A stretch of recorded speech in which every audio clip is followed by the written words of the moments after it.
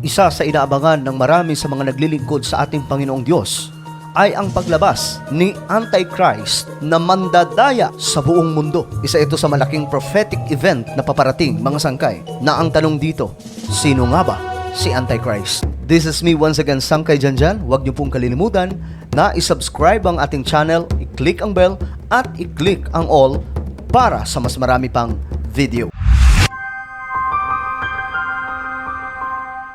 Malaking usapin ngayon sa maraming mga Kristiyano ang patungkol po sa mga prophetic events na nagaganap sa panahon natin ngayon. Sa totoo lang, mga sangkay, kung bubuklatin mo po ang iyong Biblia, ang banal na aklat, maiintindihan mo na lahat ng nakasulat sa Biblia ay totoo. Dahil pinapatunayan po nito sa pamamagitan ng mga prophetic events, mga hula sa Biblia na nakasulat na ilang libong taon na ang nakararaan at ngayon, mga sangkay, karamihan sa mga prophecy mula sa Biblia ay natutupad, lalong-lalo na po sa panahon natin ngayon. Ang marami sa mga Kristiyano, mga sangkay, ay nakatuon sa Biblia. Tinitingnan kung ano ang susunod na propesiya na magaganap na naman. At isa sa pinakamalaking propesiya na naihula o naisulat na po sa Biblia ay ang paglabas ni Antichrist, isang demonyo na aasta na hari o prinsipe ng kapayapaan. Ang salitang Antichrist ay nabanggit po sa 1 John na tumutukoy po, mga sangkay, sa maraming mga tao na hindi naniniwala kay Jesus Christ sa early church, na itumbok po ni Apostle John na kahit sa panahon nila ay mayroon na pong nag-i-exist na mga Antikristo. Ibig sabihin, itong mga Antichrist ay hindi po naniniwala kay Jesus Christ. At kung mayroon tayong pwedeng matukoy sa panahon na yan, wala pong iba kundi ang mga Hudyo na kung saan hindi po naniwala kay Jesus Christ at sila pa nga po ang nagpapako sa krus. But blessing in disguise, dahil po sa pagpapapako nila kay Jesus Christ, nagkaroon po ng kaligtasan ang maraming mga hintil na katulad po natin. Kung noon, mga sangkay, maraming mga Hudyo ang hindi naniniwala kay Jesus Christ, sa panahon natin ngayon, dumarami na po ang mga Hudyo na naglilingkod na rin po sa ating Panginoong Hesus, na ang ibig sabihin lamang po neto, may malaking isang propesiya na magaganap in the future at paparating na yon. Ang tanong dito, ito na nga ba ang paglitaw ni Antichrist? Si Antichrist po, mga sangkay, ay lalabas pagka na-build up na muli ang third temple doon po sa Israel. And speaking of Israel or Jewish, sila po ang main character sa paglabas ni Antichrist. Dahil para po sa inyong kaalaman, pagdating po sa propesiya sa Biblia, si Antichrist ay makikipagkasundo sa Israel sa loob po ng 7 years. Ngunit, mga sangkay, sa mahigit lamang 3 taon, ang kasunduan na yan ay pupunitin ni Satanas. Ano nga ba ang gagawin, mga sangkay, ni Antichrist kapag pinunit na po niya ang kasunduan sa bayan ng Diyos?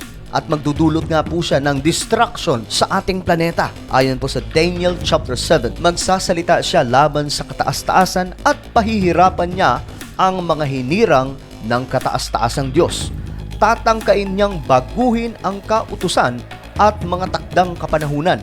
Ang mga hinirang ng Diyos ay ipapailalim sa kanyang kapangyarihan sa loob ng 3 taon at kalahati. So sa 7 years na yan, mga sangkay, tatangkain ni Satanas o ni Antichrist na maghari sa ating mundo gamit ang kanyang kapangyarihan. Ito naman po talaga yung goal ni Satan Lucifer, ang lituhin ang buong mundo at hatakin, mga sangkay, para po makasama niya sa impyerno. May mga Bible scholars at mga pastor na naniniwala, mga sangkay, na ang paglabas ni Antichrist ay maaabutan ng church o natin. Pero marami rin po ang naniniwala na sa paglabas ni Antichrist, hindi na rin po mararanasan ng marami ang kapighatian sa mundo dahil po sa paghahasik ng lagim ni Satanas sa panahong yon. Ngunit anumang teorya yan, isa pa rin po ang lumalabas na katotohanan. Paparating si Antichrist at magaganap ang prophetic event na yan, ayon po sa nakasulat sa Biblia. In the book of Daniel chapter 9, ipinaliwanag dito na itong si Satanas o Antichrist, mga sangkay, ay gagawa po ng isang peace treaty sa Israel. Isang matibay na kasunduan, ngunit babasagin niya po ito pagdating po ng 3.5 years. At gagawa po siya ng mga kalapastanganan sa templo laban po sa dakilang tagapaglikha. Ayon po sa Book of Daniel, chapter 9, ang haring ito'y gagawa ng isang matibay na kasunduan sa maraming tao sa loob ng isang linggo. Pagkaraan ng kalahating linggo, papatigilin niya ang paghahandog, ilalagay niya sa itaas ng templo ang kasuklam-suklam na kalapastanganan. Mananatili ito roon hanggang sa wakasan ng Diyos ang naglagay nito. Itong Antichrist, mga sangkay, ay isang makapangyarihang leader na mag-i-establish ng isang covenant sa Israel for 7 years. Ngunit sa kalahati lamang po, mga sangkay, ng 7 taon, babasagin niya ang covenant na ito para itaas ang kanyang sarili. Na ayon nga po sa Biblia, patitigilin nitong makapangyarihang leader o Antichrist ang paghahandog sa ating Panginoon doon sa mismong templo ng Israel. Ito na po ay tinatawag na Third Temple. Kaya naman, mga sangkay, marami po ngayon ang nag-aabang kung kailan itatayo itong sinasabing Third Temple sa Israel. Dahil kapag nangyari ito, mga sangkay, dito na po aabangan ng marami sa mga Kristiyano kung kailan lalabas si Antichrist. Kaya nga ang tanong pa rin po dito ng marami, sino nga ba itong si Antichrist? Saan po siya manggagaling? O saang lahi po siya manggagaling? Na magagawa niyang paniwalain ang maraming tao at sa templo sa Israel, mga sangkay, gagawa po siya ng kasuklam-suklam at paglalapastangan sa ating Panginoong Diyos. Ayon po sa Mark chapter 13, kapag nakita na ninyo ang kasuklam-suklam na kalapastanganan na nasa dakong di dapat kalagyan, unawain nyo ito ng nagbabasa. Ang mga nasa Judea ay dapat nang tumakas papuntang kabundukan. Ito po ay isang propesiya sa Biblia na kapag nangyari na ito, ayon po sa Bible, kailangan na pong tumakas ng mga Hudyo papunta sa tinatawag na Mount Zion. So, ang goal nitong Antichrist, mga sangkay, ay kunin ang loob ng maraming mga bansa. Ang gagawin niya, mga sangkay, sa pamamagitan ng peace treaty na ito, pagbabatiin niya po ang lahat ng mga bansang nag-aaway-away. Kaya naman marami pong mga tao sa panahon na yan ay mapapaniwala. Bibigyan siya o papahintulutan siya ng ating Diyos na gumawa ng ganitong klaseng kasuklam-suklam na gawain. Ngunit ito po ay bahagi lamang ng propesiya. Ayon nga po sa Revelation chapter 6. At nakita ko ang isang kabayong puti na ang nakasakay ay may hawak na pana. Binigyan siya ng korona at siya'y umalis upang patuloy na manakop. Kaya nga, mga sangkay, itong nangyayari ngayon sa Israel ay hindi po basta normal na digmaan lamang. Bahagi po dito ang pagdudugtong ng isa pong malaking prophetic event na paparating. At yan po ay dapat nating abangan. Ayon po sa 2 Thessalonians chapter 2, huwag kayong magpapadaya kanino man sa anumang paraan. Hindi darating ang araw ng Panginoon hanggat di pa nagaganap ang huling paghihimagsik laban sa Diyos at ang paglitaw ng suwail na itinakda sa kapahamakan. Itataas niya ang kanyang sarili at kakalabanin ang lahat ng kinikilalang Diyos at sinasamba ng mga tao. Uupo siya sa templo ng Diyos at magpapakilala siya ang Diyos. Sounds familiar, mga sangkay?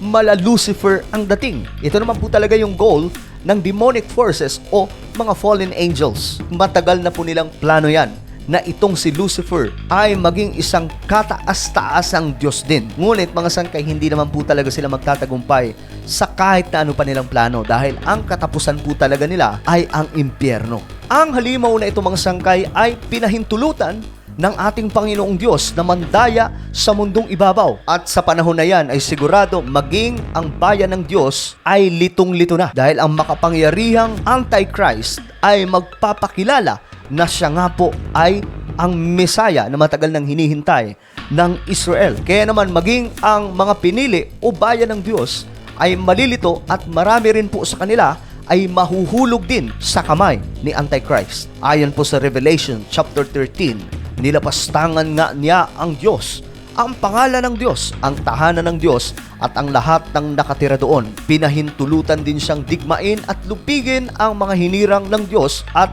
binigyan siya ng karapatang mamahala sa bawat lahi, lipi, wika at bansa. Gagamitan po ng puwersa nitong Antichrist ang Israel upang lumuhod sa kanya. At maraming mga bansa sa panahong yan ang susuko at mapapailalim sa kapangyarihan ni Antichrist. Gayon pa man, mga sangkay, kahit ganyan po ang plano niya na tila baga mukha na po siyang nagtagumpay, hindi pa rin po yan ang magiging totoong ending niya. Matatapos ang kanyang paghahari at dito na po papasok si Jesus Christ na makikilala din po ng Israel bilang isang totoong Messiah. Ayon po sa Revelation chapter 19, nabihag ang halimaw, gayon din ang huwad na propeta na gumawa ng mga kababalaghan sa harap ng halimaw upang dayain ang mga taong may tanda ng halimaw at sumamba sa larawan nito. Ang halimaw at ang huwad na propeta ay inihagis ng buhay sa lawa ng apoy na nagliliyab sa asupre. Yan po ang final destination ni Satan, Lucifer at lahat po ng demonic forces. Sa huli, Diyos pa rin po na naglikha ng lahat ng bagay ang masusunod at magtatagumpay. So sino si Antichrist, mga sangkay?